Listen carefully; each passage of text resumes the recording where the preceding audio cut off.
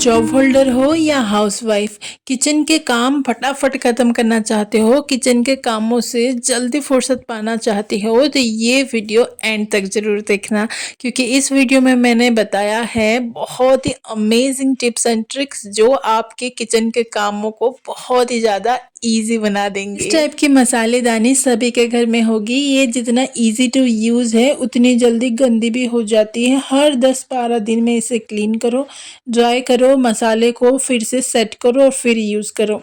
Kitchen के इतने सारे काम में ये छोटी छोटी काम सच में बहुत परेशानी देती है। बहुत लोग यहाँ पे टिश्यू पेपर का यूज़ करते हैं, डब्बे के नीचे टिश्यू पेपर लगा देते हैं ताकि मसाले वगैरह डायरेक्ट डब्बे के ऊपर ना गिरे और बार बार डब्बे को क्लीन करना ना पड़े। लेकिन टिश्यू पेपर हर 10-12 दिन में चेंज करना, टिश्यू पेपर भी खरीदते ही है ना, तो क्यों इतना वेस्ट करना। कि इससे बहुत अच्छा एक प्यारा सा जुगाड़ है। कोई भी पुराना आप कैलेंडर ले सकते हैं या फिर बच्चों का कोई भी पुराना कॉपी ले सकते हैं। आप अपने मसालेदानी के साइज के अकॉर्डिंग इसे कट कीजिए और एज ए लाइनिंग इसे यूज़ कीजिए।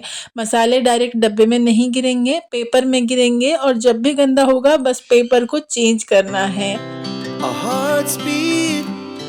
बस 2 मिनट का जुगाड़ और आपका मसाला दानी जल्दी गंदा नहीं होगा, हमेशा रहेगा क्लीन।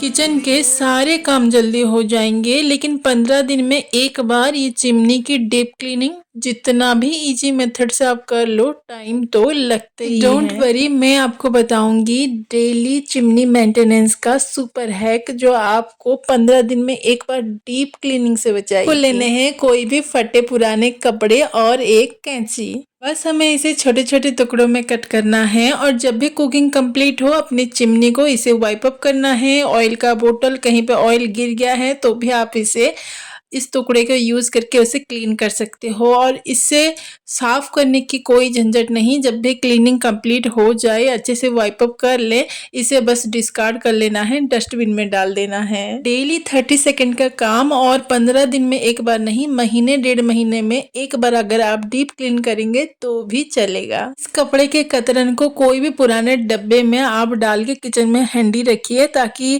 इसे ढूंढना ना पड़े। लेकिन आप सभी को तो पता ही है मुझे जुगाड़ करना कितना पसंद है। सो ये पुराने आइसक्रीम के डब्बे से मैं बनाऊंगी एक बहुत ही प्यारा सा टिश्यू होल्डर जिसमें मैं ये कतरन को रखने वाली हूँ। तो चलिए फटाफट से जुगाड़ करते हैं। टिश्यू होल्डर बनाने के लिए यहाँ पे मैंने कुछ बेम्बू स्टिक लिया है जो पुराने झाड़ू से मैंने निकाला है। आप चाहें तो मार्केट से भी खरीद सकते हैं। यहाँ पे हमें जो भी डब्बा आप ले रहे हैं उसका मेजरमेंट के अकॉर्डिंग बेम्बू स्टिक को कट करना है। यहाँ पे मैं नीचे का डब्बा और ऊपर का कैप का मेजर करते हुए बेम्बू स्टिक को कट कर लिया है। डब्बे के ऊपर मैंने ग्लू अप्लाई कर लिया है। आप चाहें तो हॉट ग्लू गन का भी यूज कर सकते हैं और बस हमें एक के बाद एक ये बेम्बू स्टिक को एकदम साइज से स्टिक करते जाना है। बहुत ही इजी है इसे बनाना, आप अपने बच्चों के साथ भी मिलके इसे बना सकते हैं। सारे बेम्बू स्टिक को मैंने डब्बे में स्टिक कर लिया है और नीचे जो अनइवन सा हुआ है ना, इसे अभी हमें कट नहीं करना है। जब ये पूरी तरीके से ड्राई हो जाएगा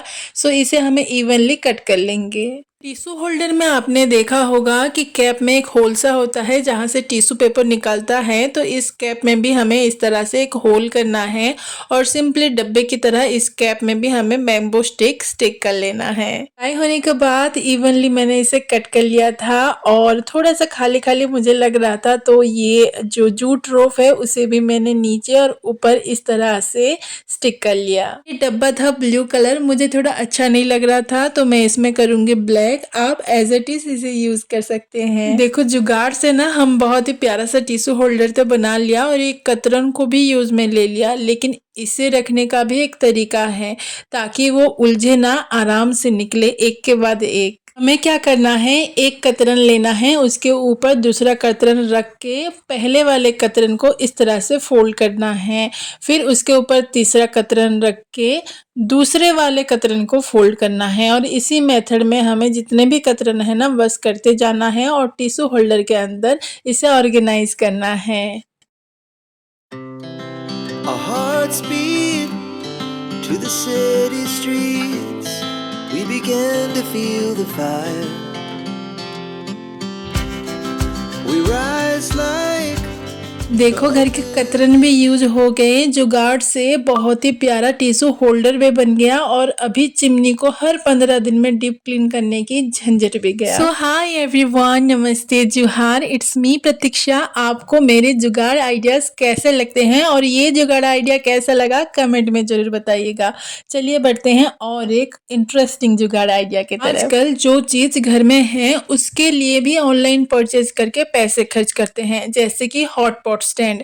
ये है पुराने गैस चूल्हा का स्टैंड जो मैंने संभाल के रखा था, उसे मैं यूज करती हूँ as a hot pot stand. Dining table के ऊपर गर्म बर्तन हम रख नहीं सकते ताकि सरफेस खराब ना हो जाए, सो इसके लिए हॉट पॉट स्टैंड खरीदने की जरूरत नहीं। कोई भी पुराना गैस चूल्हा का इस तरह के स्टैंड आप as a hot pot stand use कर सकते हैं, जैसे कि मैं यहाँ पे कर रही हूँ। किचन में और एक काम जो किचन का बहुत ज्यादा गंदा दिखाता है और क्लीन करने में बहुत ज्यादा टाइम लेता है, वो है रोटी बनाने के बाद ये सरफेस में गिरा हुआ आटा को क्लीन करना। क्योंकि सूखा आटा होता है तो इसे गीले कपड़े से डायरेक्ट हम क्लीन नहीं कर सकते, चिपक जाएगा। सो सूखे कपड़े से पहले डस्ट करो, उसके बाद गीले कपड़े से वाइप अप करो, मतलब बहुत सारा टाइम की बर्बादी। लेकिन ये हैक मुझे सबसे ज़्यादा पसंद है। एक न्यूज़पेपर लीजिए, अच्छे से उसे खोल लीजिए, उसके ऊपर आप रोटी पराठा कितना भी बेल सकते हो, थोड़ा सा भी आटा ना आपके प्लेटफॉर्म के ऊपर गिरेगा नहीं। अगर आप वाइप अप नहीं भी करेंगे तो भी आपका प्लेटफॉर्म एकदम क्लीन रहने वाला है। बहुत लोग किचन टाल का भी यूज़ करते हैं, लेकिन सच कहूँ तो काम इसमें भी है। टाल को हर 2-3 दिन में क्लीन करो, फिर 2-2 टाल रखना पड़ेगा अगर एक को क्लीन किया तो दूसरा यूज़ करने के लिए। सेम उसी तरह जब हम सब्जी कट करते हैं तो भी प्लेटफॉर्म बहुत ज़्यादा गंदा हो जाता है। आप एक पुराना प्लेट यूज़ कर सकते हैं, जब भी हम सब्जी कट करते हैं उसको पील ऑफ करते हैं तो कचरा इसमें रखने के लिए, लेकिन इसमें भी थोड़ा बहुत गंदगी फैली जाती है। सबसे अच्छा ट्रिक जो मैं इस्तेमाल करती हूँ ये 5-10 केजी का आटे का बोरी जो पॉलीथीन, थिक पॉलीथीन का बना होता है। सो इसे कट करके मैं जब भी वेजिस कट करती हूँ तो यूज करती हूँ। पानी वगैरह अगर गिर भी जाता है ना तो भी प्लेटफॉर्म एकदम क्लीन रहता है। आप सब्जी कट करने के टाइम कौन सा हैक अप्लाई करते हैं कमेंट में जरूर बताना।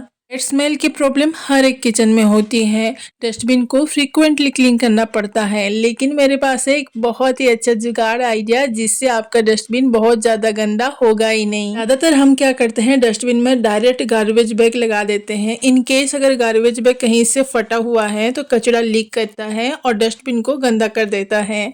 यहाँ पे हम क्या कर सकते हैं, इस तरह के कैम्फर बॉल लेंगे, उसे अच्छे से क्रश कर लेंगे और डस्टबिन में अच्छे से स्प्रेड कर लेंगे। उसके बाद न्यूज़पेपर एक लाइनिंग हमें देना है और उसके बाद हमें गार्बेज बैग लगाना है। अब गार्बेज बैग कहीं से फटा भी होगा ना, कचरा लीक भी करेगा तो न्यूज़पेपर उसे प्रोटेक्ट कर लेगा और कैम्फर पाउडर के वजह से डस्टबिन बहुत ज़्यादा स्मेल नहीं करेगा। हाँ, लेकिन गार्बेज बैग को रेगुलरली हमें चेंज करते रहना पड़ेगा। एक चीज़ जो आपको इंडियन किचन में कॉमन मिलेगी वो है पॉलीथीन का स्टोर। मैं इस तरह के एक डब्बे में छोटे बड़े साइज के पॉलीथीन को स्टोर करके रखती हूँ। सच कहूँ तो एज ए गार्बेज बैग कभी भी मैं पॉलीथीन परचेज नहीं करती। जो भी शॉपिंग वगैरह में आते हैं छोटे बड़े साइज के पॉलीथीन, उसे ही एज ए गार्बेज बैग मैं यूज करती हूँ। लेकिन सच कहूँ तो इसमें प्रॉब्लम बहुत ज़्यादा हो रहा था। कोई भी एक पॉलीथीन निकालने जाओ तो पूरे डब्बे के पॉलीथीन निकालना पड़ता था। जैसे कि अभी मुझे एक बड़े साइज का पॉलीथीन चाहिए था तो सारे पॉलीथीन निकालने के बाद नीचे ये बड़े साइज का पॉलीथीन मिला। तो यहाँ पे मैं कर रही हूँ बहुत ही अच्छा सा एक जुगाड़ ताकि पॉलीथीन ढूंढने में हौच पौच ना हो। इस तरह के कैरी बैग सभी के घर में होता है। आप डिफरेंट कलर का ले सकते हैं, सेम कलर का भी ले सकते हैं। और हमें चाहिए पुराना कॉटन का ये पुराना रिंग। यहाँ पे हमें कैरी बैग को बीच से फोल्ड करना है और एक कट लगानी है। कट लगाने के बाद यहाँ पे बैग को उल्टा करके हमें एक एक स्टिच लगा लेनी है। तो कुछ इस तरह से मैंने कर लिया है स्टिच। 2 अलग अलग साइज के मैंने यहाँ पे बैग बनाया है। अभी इसे हम कर लेंगे सीधा और बीच में जो हमने कॉटन का रिंग लिया था उसे अटैच करेंगे। एक छोटा सा होल करके सिंपली कॉटन में जैसे लगाते हैं वैसे ही लगाना है।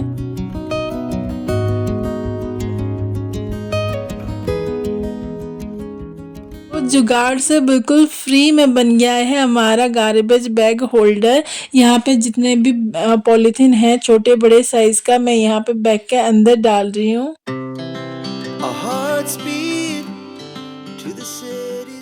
पॉलीथीन निकालने में अभी कोई हौच पौच नहीं, एक पॉलीथीन निकालने के चक्कर में पूरे डब्बे के पॉलीथीन अभी निकालना नहीं पड़ेगा। अभी जगह भी बच गई, पॉलीथीन के डब्बे के जगह में और भी कुछ स्टोर कर सकती हूँ। किचन में एक बड़ा सा डस्टबिन तो होता ही है, लेकिन सिंक एरिया में भी एक छोटा सा डस्टबिन बहुत इंपॉर्टेंट है। जब भी हम बर्तन वगैरह धोते हैं तो जो भी कचरा वगैरह निकलता है उसे रखने के लिए इस तरह के एक छोटा सा डस्टबिन अपनी सिंक एरिया में जरूर से रखें। इस डस्टबिन में न्यूज़पेपर और कैम्फर पाउडर डालने की जरूरत नहीं, क्योंकि ये डेली बेसिस में क्लीन होगा, लेकिन पॉलीथीन जरूर डालिए ताकि बहुत ज्यादा घिस घिस के मांजना ना पड़े। So friends, that's all for today. कौन सा हैक आपको सबसे ज़्यादा अच्छा लगा और कौन सा हैक आप ऑलरेडी फॉलो कर रहे हैं वो कमेंट में ज़रूर बताइएगा। अगर आज का वीडियो अच्छा लगा हो, ये मेरी छोटी सी कोशिश अच्छी लगी हो, ये जुगाड़ आइडिया अच्छा लगा हो तो एक लाइक एंड शेयर करना ना भूलिएगा। अभी तक आपने सब्सक्राइब नहीं किया है तो प्लीज़ जाके मोर कोशिश को सब्सक्राइब कीजिए इस तरह के इंटरेस्टिंग जुगाड़ आइडियाज़ के लिए। तो आज के लिए बस इतना ही, मिलते हैं अगले वीडियो में एक नई कोशिश के साथ। तब तक के लिए bye bye and take care.